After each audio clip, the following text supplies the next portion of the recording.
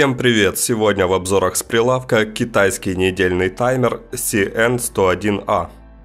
Покажу, как его подключать и настраивать. Ссылка на него в описании к видео.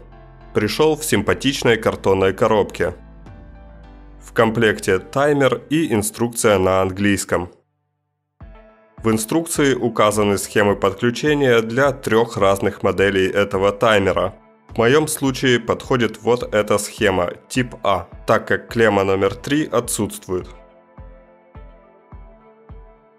Тут вы видите точные размеры корпуса и технические характеристики.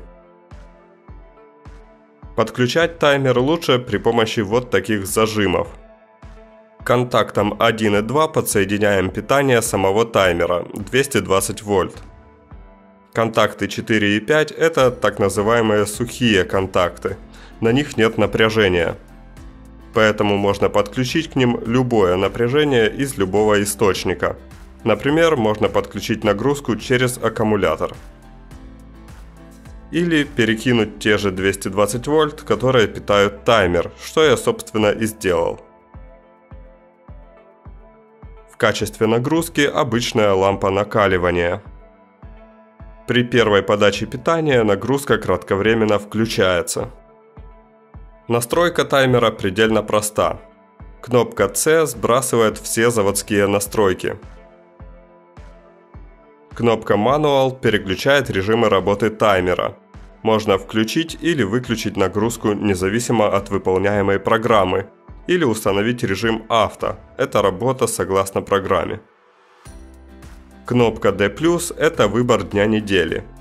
H+, установка часов, M+, установка минут. Для настройки текущего времени и дня недели нужно нажать и удерживать кнопку с циферблатом. И при этом соответствующими кнопками настраиваем. Сегодня четверг, 13:10. Кнопкой P можно выбрать программу для настройки. Всего доступно 16 программ включений и выключений. Например, первая программа «Включение». Можно выбрать каждый день, конкретный день недели или разные комбинации дней недели.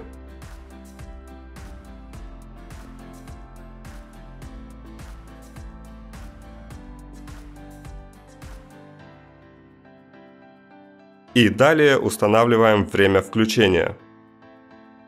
Таким же способом устанавливаем день недели и время выключения.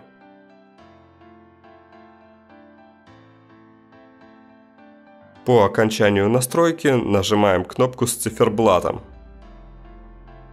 Теперь в 13:23 нагрузка включается, в 13:24 выключается. Чтобы сбросить настройки конкретной программы, не сбрасывая при этом все остальные настройки, нужно нажать кнопку CR.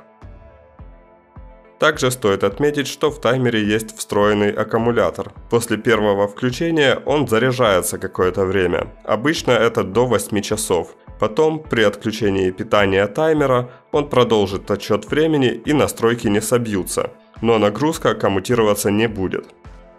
Ссылка на таймер в описании под видео, а поддержать канал можно лайком и комментарием. Всем спасибо за просмотр, увидимся!